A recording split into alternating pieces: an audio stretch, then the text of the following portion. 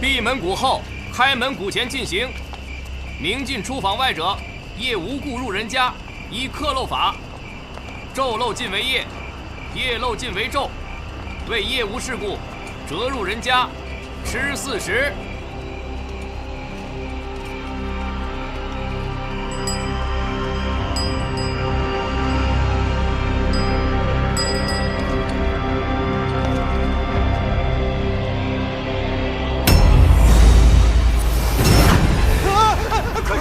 女煞！那上头有个女煞，快看啊！女煞啊，就在那儿，在那跳着呢。你看见了吗？哪儿有啊？哪儿呢？没有。哪儿呢？哪儿呢？看到。张谦，你是不是眼花了？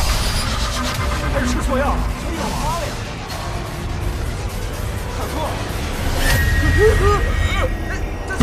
张谦，快醒醒！张谦！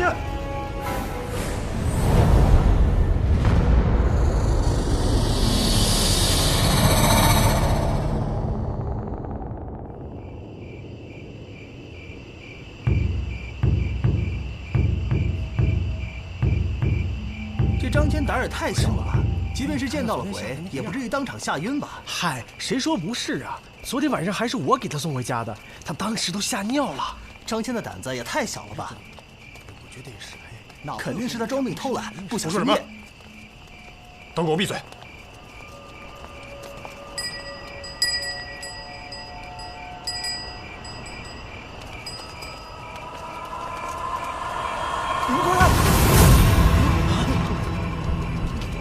快上去看一下，是死是活呀！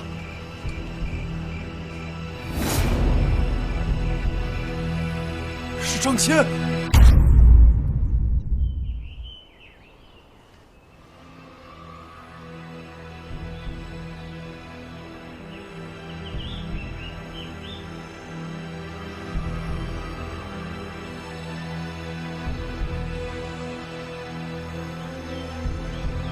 死因倒是挺简单，过度惊吓，心脏骤停，但这脸没法看啊。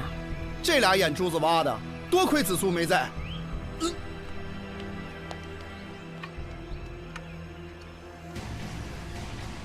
你们就是在这里发现的？对，发现的时候已经这样。本来他应该跟我们一起巡夜的，昨天突然告了假。为什么？这得请示霍将军，否则不敢说。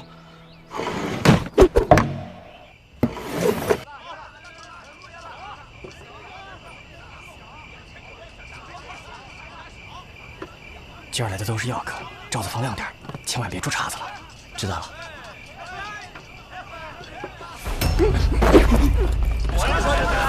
动！哎，就你呢！哎，蹲着，都不许动，趴好。说你呢。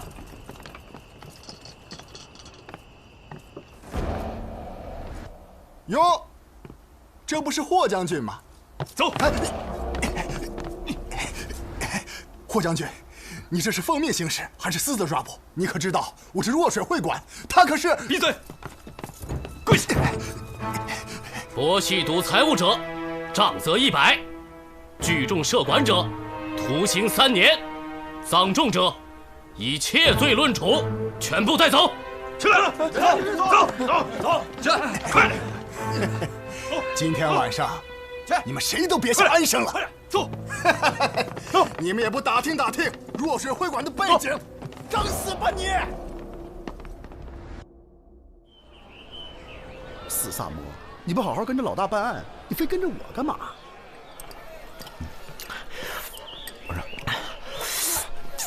那个，本来咱俩聊正事，您在这儿，那个他非要来，不好意思啊。没事儿，我也是久仰萨摩兄的大名。既然萨摩兄是你兄弟，那咱们都是自己人。咱们是有福同享，有钱同赚嘛。对。那个，别卖关子了，你现在发什么财呢？这么说吧，如果我能保证稳赚不赔，你能拿出多少钱来？这个，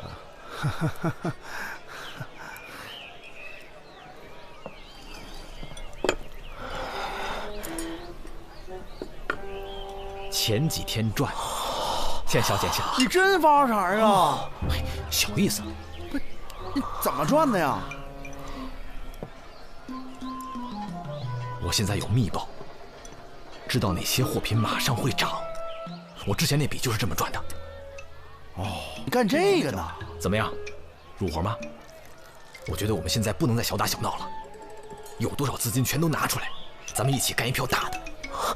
咱们是兄弟，你们又是官差，我蒙谁我也不敢蒙你们吧？我可告诉你啊，我老婆本、棺材本、各种本都在里头了，知道吗？啊，他还借了不少，还真不少，够难为你了。哎，三炮，你真不来？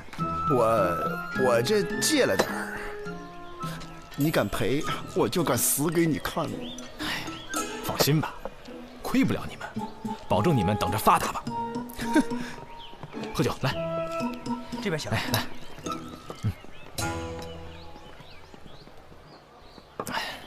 你说我虽然入行算晚的吧，比不上他杜远山之流，但我也算是快的了。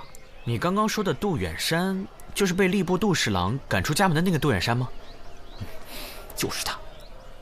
这个杜远山啊，年纪轻轻就力压群豪，这眼看着长安城都没几个人干得过他了。何止长安城啊，他跟全国的商人都有来往，权贵朝臣都跟他有交情，都找他接待。这话说回来，也真是奇了怪了。这他呀，只要是他经手的货物，他这么买进来，这东西肯定就暴涨。他这么一抛啊，这东西他肯定就跌了。你说他也只不过就比我大2岁，哎呀，这叫什么事儿？哎，对了，你们知道前2天右侯卫将军查封了若水会馆这事儿吧？这若水会馆就是他杜远山的。若水会馆的老板不是周泰吗？哎呀，天真！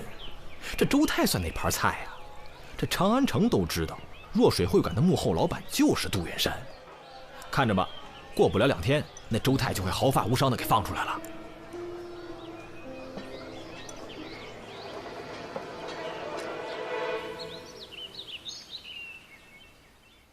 霍将军今天大驾光临，魏某啊，真是荣幸之至啊！直说吧。若水会馆查赌，抓的人当中有好几个是朝廷要员，罪责重了些，你们坐不住了是不是？霍将军还真是少年才俊，做事太直率，不给人留余地。如果在外领兵打仗，可真是升迁之道。不过，要是在这京都朝廷做官的话，魏俊卿，你算个什么东西，敢来教训我？我告诉你，这件事儿在我这是铁案，你翻不动，你也没资格来跟我谈价钱。魏某啊，知道不够资格，这个是够资格的人给您下的请帖。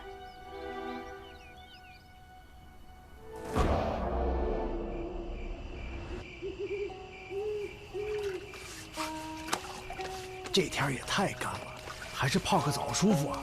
哎，可不是嘛。哎，多管您的酒。老何，给你。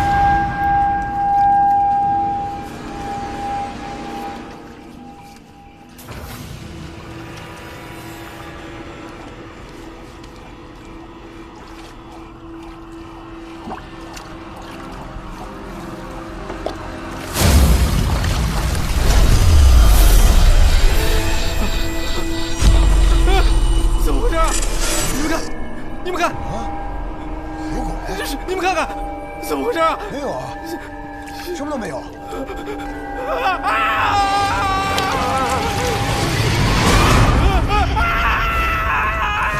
有鬼啊！有鬼啊！有鬼！有鬼啊！鬼！哪有鬼啊？没看到吗？我看到了，在哪儿啊？就在那儿。哪儿呢？在哪儿了？在哪儿？哪有鬼啊？我咋什么都没看着啊？没有啊？没有啊。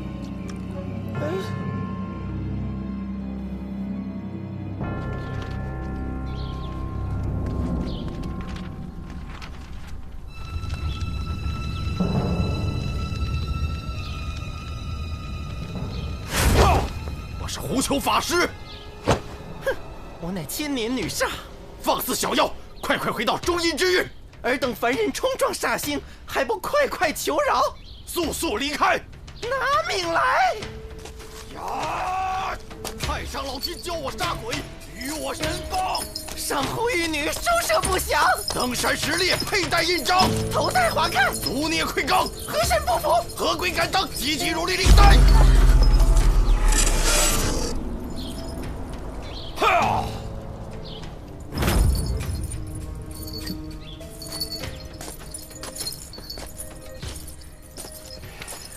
吓到各位了，我刚才施的确实是邪祟之术，算是以毒攻毒了。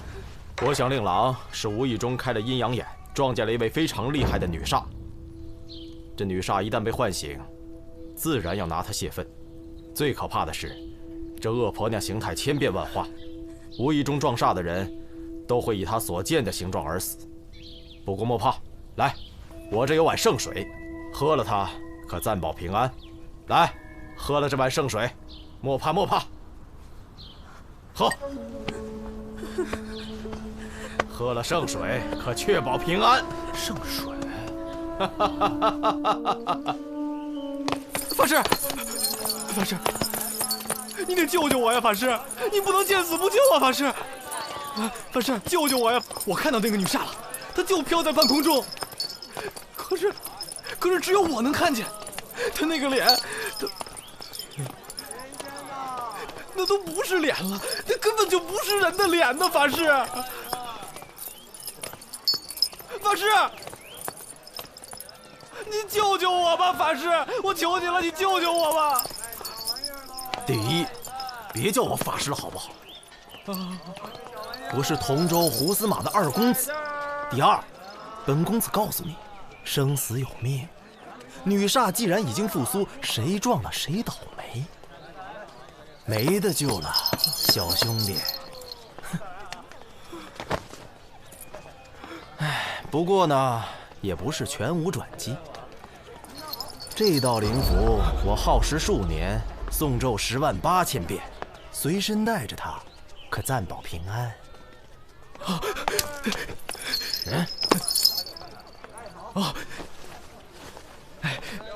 这点钱，你还是乖乖等死吧。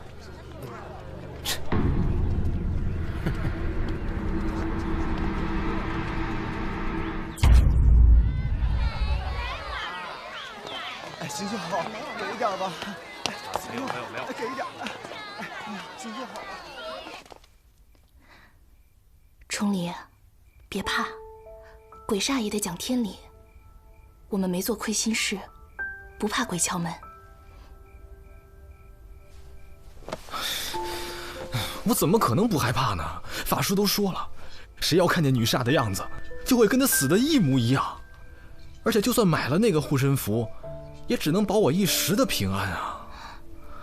那总好过没有啊！你为什么不求过来呢？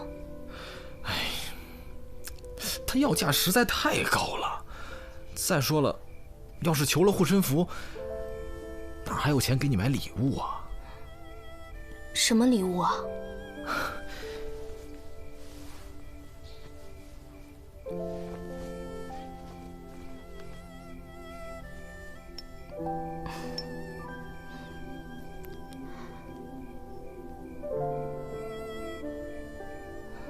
这会儿给我，你要见了又没了，你又不是不知道。我知道，小白，这是我将来娶你过门的聘礼。相信我，我马上就要发财了。等我攒够了钱，就给你赎身，娶你过门。你一定要等着我。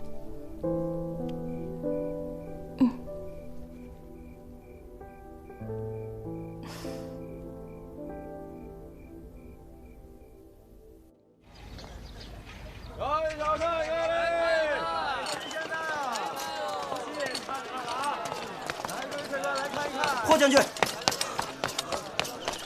霍将军，周泰被放走了。放了？是。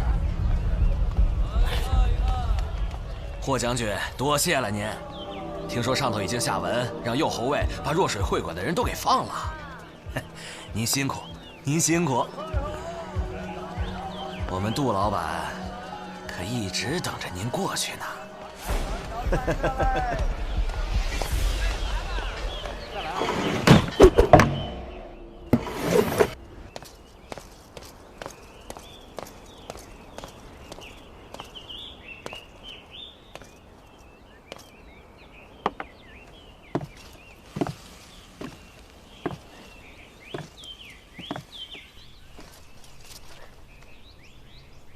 杜老板，好久不见啊！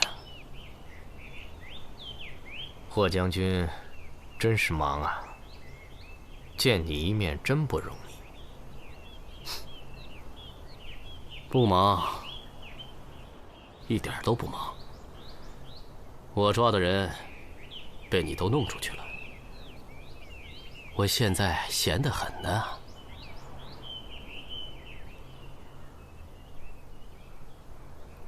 喝2杯，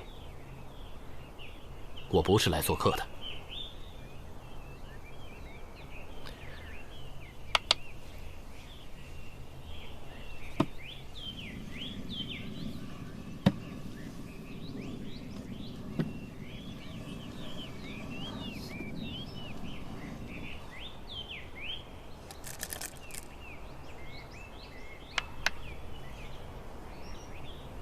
你怎么还这么无聊啊？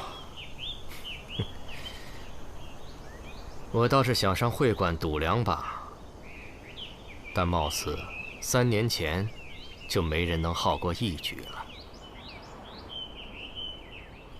何必总要赌那么大？谁愿意押上身家性命陪你？又不是明天就死了。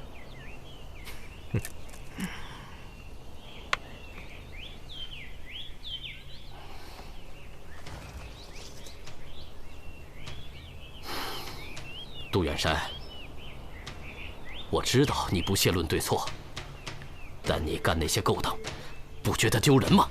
丢人？丢谁的人？我在这个世上还有什么人？你那些小算盘，别以为我不知道。再不收手，咱俩就鱼死网破吧。你还嫌身边的人死得不够多吗？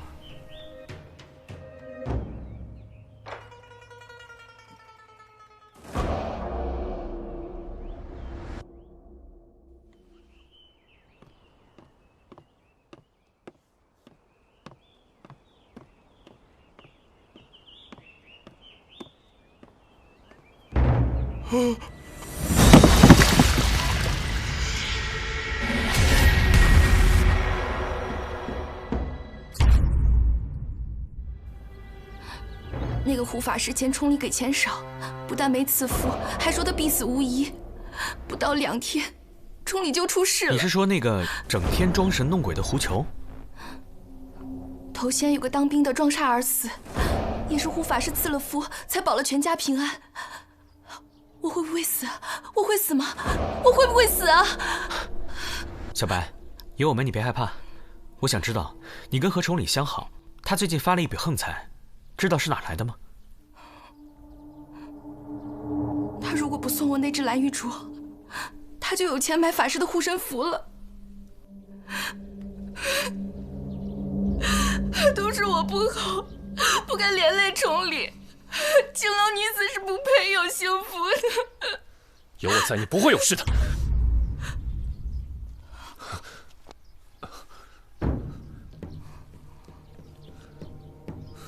三魔，带他去凡社住下。我们都打起精神，去抓人吧。从实招来，胡球，你区区一个神棍，四处散布女杀谣言，制造恐慌，谋取私利，要遭天谴的。哼，愚蠢，太愚蠢了。李少卿，你不过是个凡夫俗子，什么时候你能参透阴阳五行、天地生死，自然会开天眼见诸般神迹。我靠本事替人驱邪挡煞，也正是顺应了天意。老大，别跟他斗了，上家伙吧，我都准备好了。别跟我来这套，无凭无据，你们无权对我刑讯逼供。知道我是谁吗？知道我爹是谁吗？同州知府胡敬堂。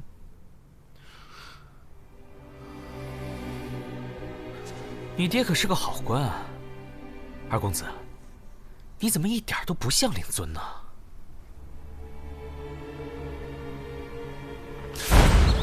少行！官人，我错了啊！饶命，官人啊！打死我，我爹不会放过你。我们知道的就这些了。张骞是最后一波进来的，至于他进右侯位之前的情况，我们就不清楚了。好，如果再想到什么关于他的事，随时来大理寺找我。好的。李少卿，张骞的案子还是没有眉目吗？依我看，这件事交给你们大理寺也不过如此。你要办不明白，不如让我来。霍将军，你的事儿就办明白了。说抓赌，为什么会馆抓的人全都放了？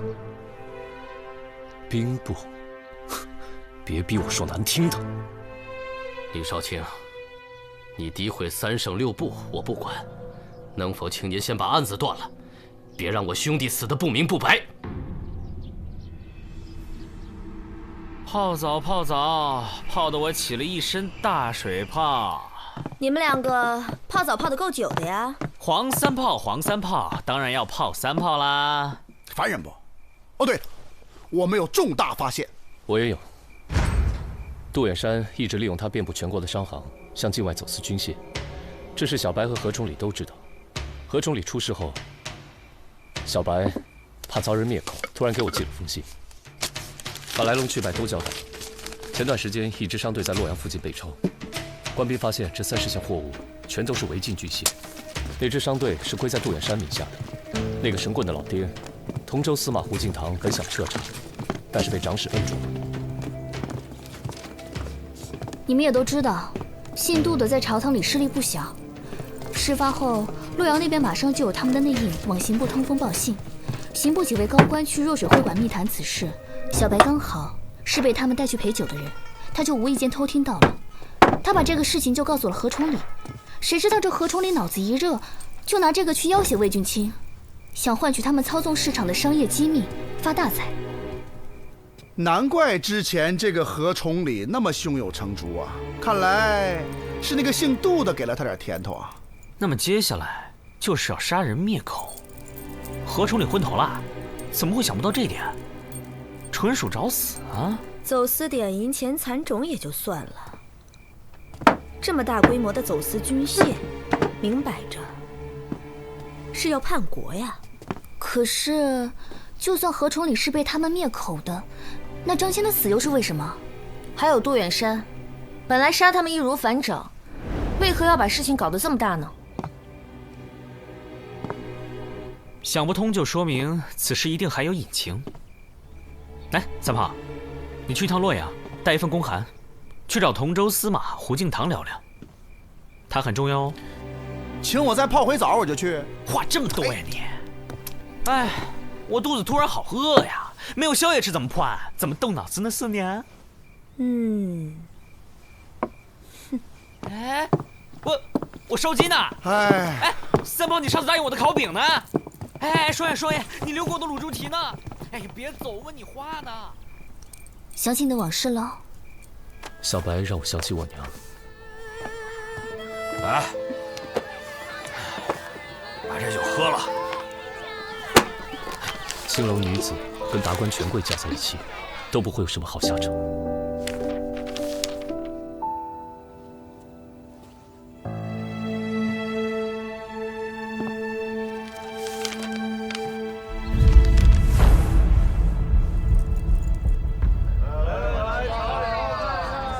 哎呀妈，累死小爷我了，3天3夜没歇脚啊！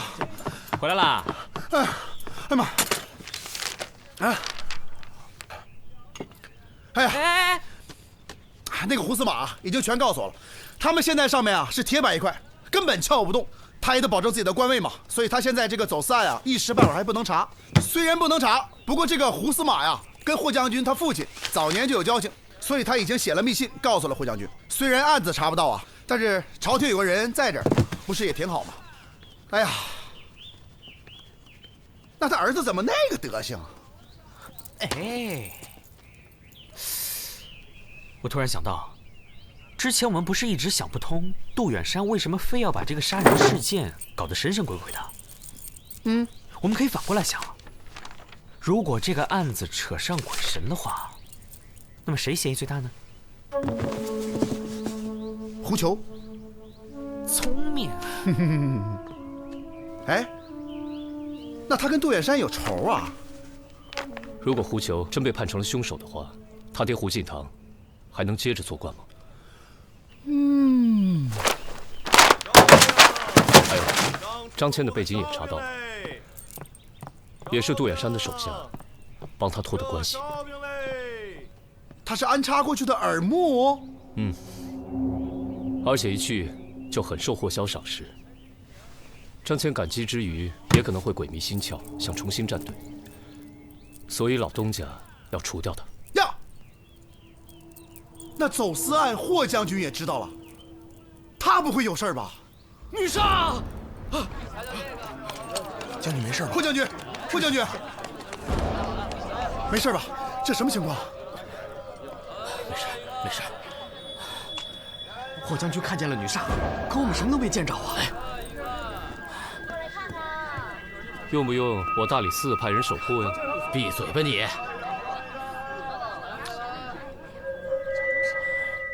来瞧一瞧，看一看来。再来啊！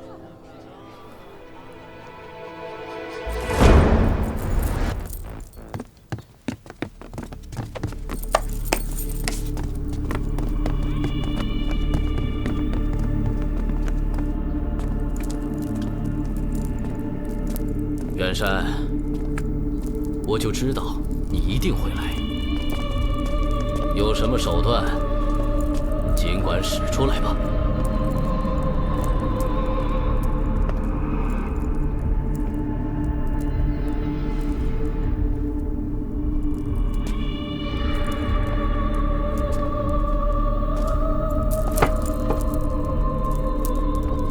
我也要去。别添乱，你们看家。我非要去。我也得去。没钱啊，四娘。慢走不送啊！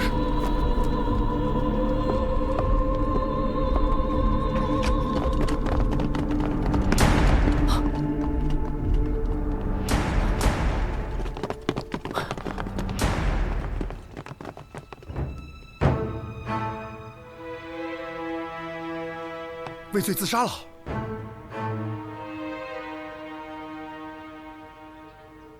把霍萧拿下！凶手就是霍萧。刘四卿、周侍郎、王忠诚，案件已经查明了，凶手就是霍萧霍将军。好，拿出证据来。是，忠诚。这2桩所谓的女煞凶案，奇就奇在女煞无影。有女煞！在哪里啊？就在那！可为什么每次只有遇害者能够看到她，在场的其他人都看不到呢？只有一种可能，那就是在场的证人全部都说了谎。我知道大家肯定都认为这2桩凶案情况各异，证人都不同，要想实现所有的证人都一起帮着凶手作伪证，几乎是不可能的。可是凶手正是利用了我们这点疏忽，巧施了小小的手段，便把不可能实现为可能。那你说说，这究竟是怎么回事？前面2起案件，张骞和何崇礼撞煞的时候，在场的目击者其实是同一拨人，他们就是霍萧手下右侯卫的心腹部队，也就是张骞所在的巡夜2队。而这位传说中的无影女煞，其实也是霍将军的一位手下假扮的。这位手下武艺高强，尤其擅长轻功，人称草上飞。子苏查看过右侯卫的档案，这位高手在案发前的半个月突然退伍了，不是调职，而是退伍，提前退伍。如果没有霍将军首肯，是不可能完成的任务。异想天开啊，与本案毫无关系。霍将军，你是不耐烦听了，可其他人还不知道来龙去脉呢。第一次事件呢，其实很简单，张骞跟当时一起的巡夜二队里所有假证人在一起悬接，而假扮的女煞就吊在对面高楼的屋檐边，在场的其他士兵肯定都装作看不见，于是张骞直接被下药。而第二次事件，狡猾的凶手正是利用了我们的这种疏忽，大家肯定都万万想不到，第二次发生在浴室里的遇鬼事件，在场的目击证人全部是第一次事件当中的卫兵假扮的。事实上，何崇礼遇鬼的那一天，整个清泉浴场都被凶手暴露，门口变成了卫士值守，阻止客人进入。三炮。后来我和萨摩去了一趟清泉浴堂，我俩在澡堂里都快泡秃了皮了，终于等到了证人。这位是长寿坊绸缎商顾老板，他是清泉浴堂常年贵宾。请问，何崇礼遇鬼的那一天，你是否去过清泉浴堂？去过，我是那家的常客，每月固定初五、15和月末会去泡汤。去的那天，我记得清泉浴室开着门，但是有几个小伙子拦在门口不让进，说是什么今天不对外营业。我在那浴堂一直都是贵宾待遇，受不了那个气，这不就和他们吵了起来。我这个人脾气不小，嗓门又大，当时在街上，好多人都看见了。我们还找到了8位当时围观此事件的街坊，他们都可以证明，当时顾老板被几位年轻男子挡在了浴堂门外。带上来吧。就是他，最先动手的就是他。你看，这几位呢，都是巡夜二队里的卫士，也是第一次遇鬼事件里的目击者。可是他们几位又同时出现在了第2次遇鬼事件的案发现场，并且还阻拦了嫌人进入。这已经不能说是简单的巧合了。霍将军，我给你看个熟人吧。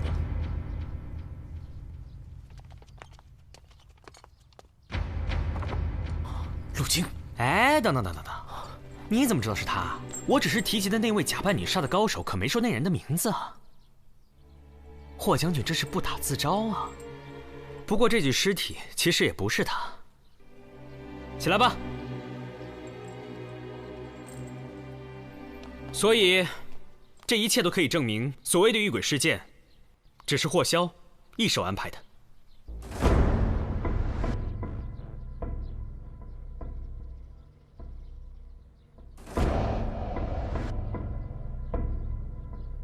霍萧，你还有什么好说的？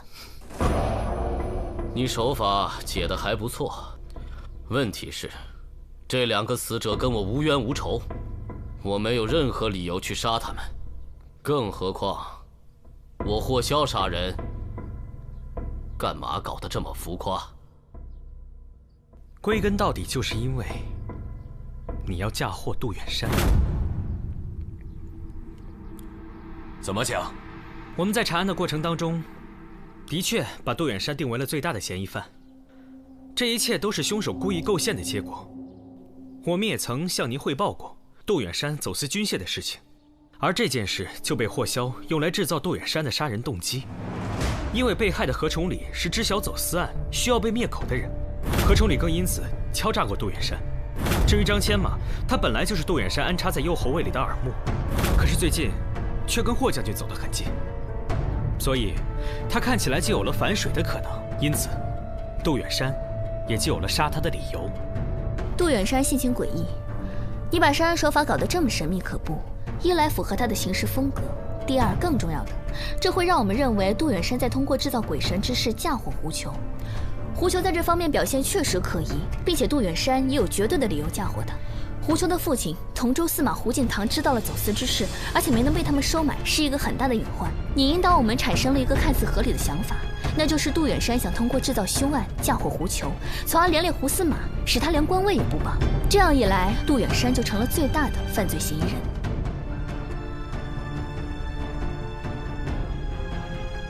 不得不说，霍将军真是有勇有谋啊！犯人霍萧，你为什么要苦心铺排这一切，陷害杜远山？你这么爱说，请吧。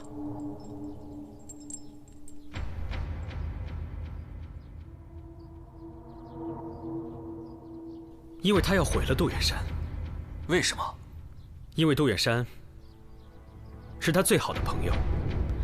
这个世界上有一种人，他们严于律己，更严于待人，有偏激的控制欲。面对他们在乎的人和事物的时候，尤为如此，要求一切都符合自己心中的条条框框，否则的话，就会产生强烈的痛恨感。这就好比是一对恋人，都想要求对方按照自己的意志而改变。可霍萧的意志却比普通人要严重的多，更偏颇的多，因为他的标准是完全主观的。当霍萧发现杜远山没有按照自己的意志发展，也无法改变的时候，他的心中就有了一个想法，毁了他。对吗，霍将军？起初只是心中的一个念头，然后越扩越大，越扩越大，直到无法收拾。最后，你一看到杜远山就想杀掉他，因为他太让你失望了。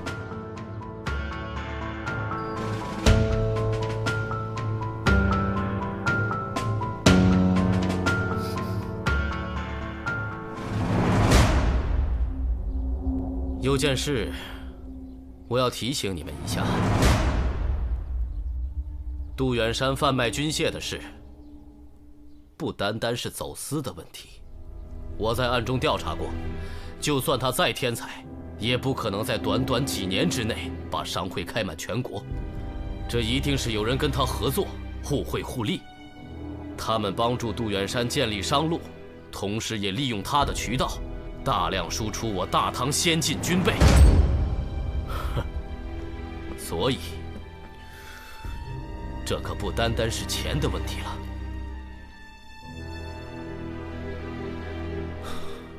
霍萧，这么严重的事情，你要早知道为什么不揭发？你想毁了他，你倒直接揭发他呀！你还素称忠勇，你知道忠勇二字怎么写吗？那怎么行呢？远山说过，愚人才造正途。我想毁他，就得毁得漂亮。要不白让他栽在我手上一次。他从小就比我聪明，我得让他服我一回啊！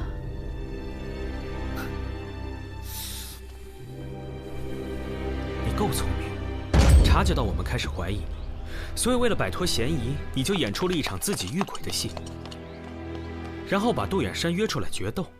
这样的话，即使失手杀了他，你也是正当防卫。你所做的这一切，你的好朋友杜远山都知道吧？那他对阁下的韬略又能打几分呢？远山，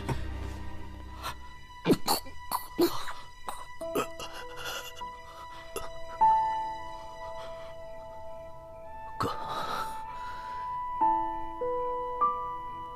你是真的想让我死吗？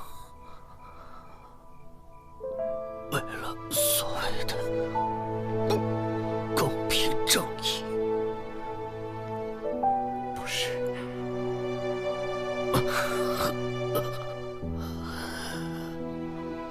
你终于应了一句。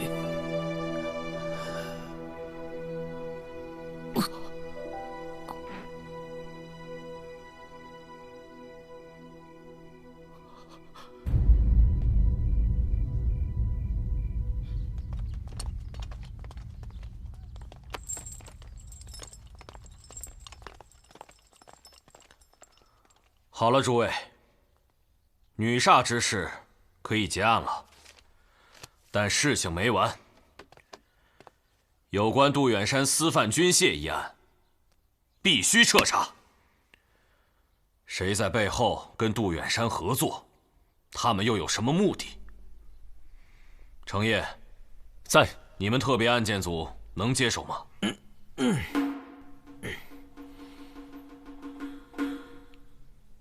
交给我们了。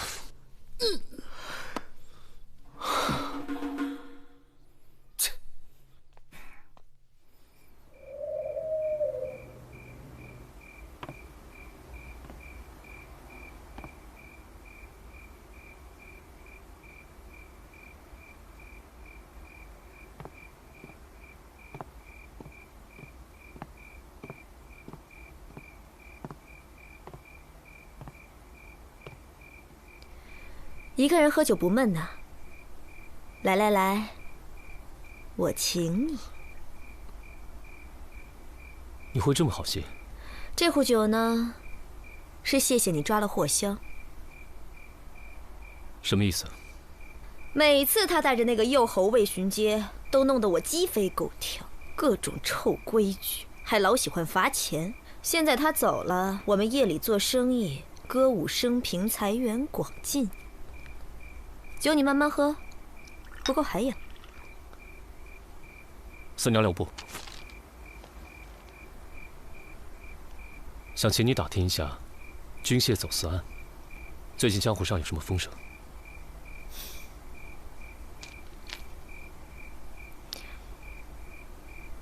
嫌少啊？这是掉脑袋的事儿，我不沾。我劝你，最好也别沾。你怕了？这个案子比你们之前的那些都大，水也深得多。你到底知道些什么？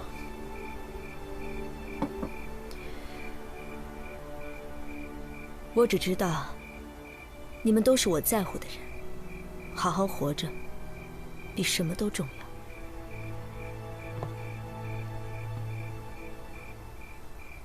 晚安。